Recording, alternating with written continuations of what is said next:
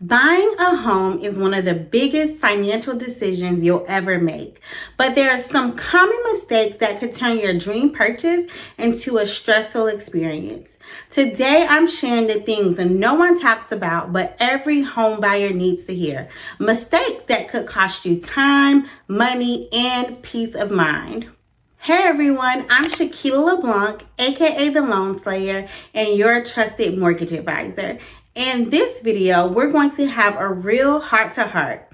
This isn't the typical home buying tips you hear all the time. This is about what you need to know before buying a home. Let's jump in.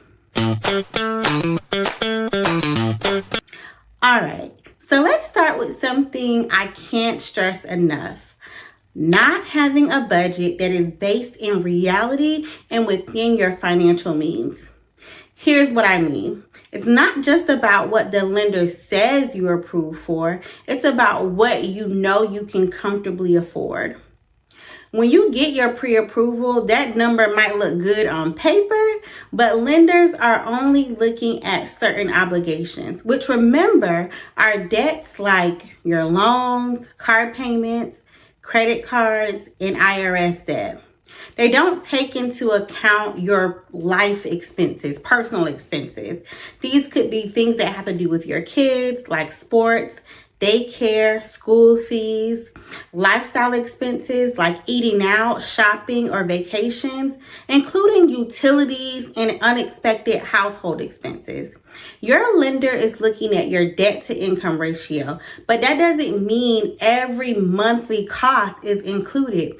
You need to sit down, create a budget that works for your life and not just what fits into the lender's formula. Otherwise, you'll become what's known as house poor, and we don't want that. We don't want you trying to keep up with the Joneses. We don't want you trying to fit in with what other people are doing or stretching your budget too thin. So make sure you sit down, make a realistic budget, and then talk to the lender about what you can afford.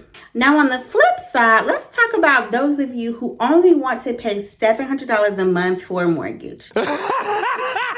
Look, I get it. Keeping monthly costs low is smart, but we also need to be realistic. In many markets, that's not enough to cover property taxes and insurance, let alone the mortgage itself. For example, I live in South Carolina, closer to the Charleston, Summerville area, and the average home price is over $400,000.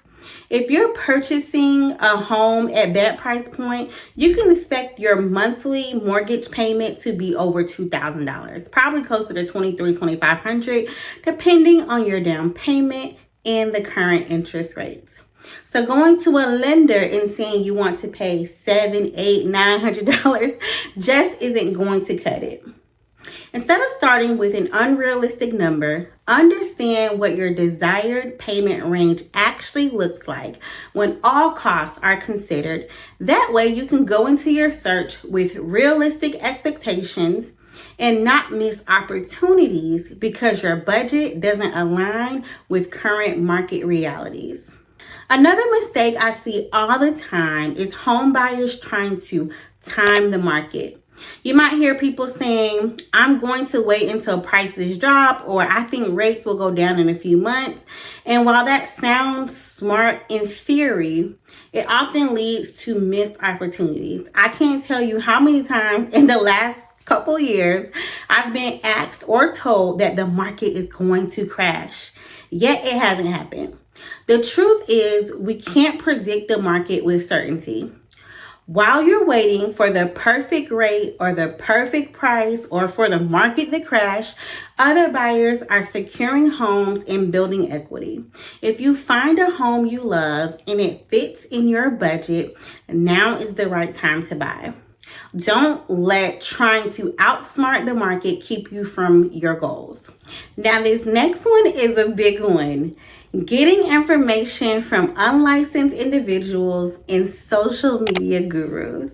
I can't tell you how many times I've had clients come in with advice they've picked up from TikTok or Instagram that is, at best, a half truth. You know those, let me tell you how to build a new construction apartment complex with no money, no credit, no experience, but first just buy my course kind of gurus. It's exaggerated, it's half truths, and sometimes it's a little bit fraudulent. It was all a lie.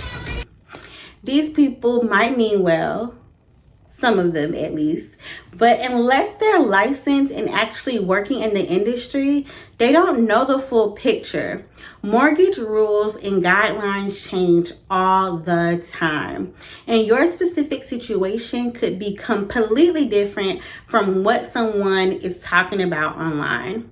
Always do more research and double check what you hear with a trusted licensed professional. All right, this next piece of advice might be a little touchy, but it's important. Buying a home with a boyfriend or girlfriend. I know it can seem like a great idea if you're in a committed relationship and you're all in love. I'm in love and I don't care. But you need to protect yourself. People like to say that marriage is just a piece of paper, but that paper is protection. Here's what I mean. If you're not married, the legal implications of what happens to the home if you break up are very different. You could find yourself in a very complicated and stressful situation where one person wants to sell and the other person doesn't, or worse, one person stops paying their share of the mortgage and you're left holding the bag. If you choose to not listen to my advice and purchase together before marriage, at least make sure it's something that you can each afford on your own. And have an agreement in writing that covers what happens if the relationship doesn't work out. It's not romantic, it's not pretty, but it's necessary. And there you have it. My honest heart-to-heart advice that you need to hear if you're thinking about buying a home. These are mistakes that you can absolutely avoid and save yourself some stress. I hope that you have found this video helpful, and if you have, please give it a thumbs up and don't forget to subscribe for more expert advice on home buying and mortgages. If you got questions or want to share your home buying experiences, drop them in the comments below. Thanks for watching, and I'll see you in the next video.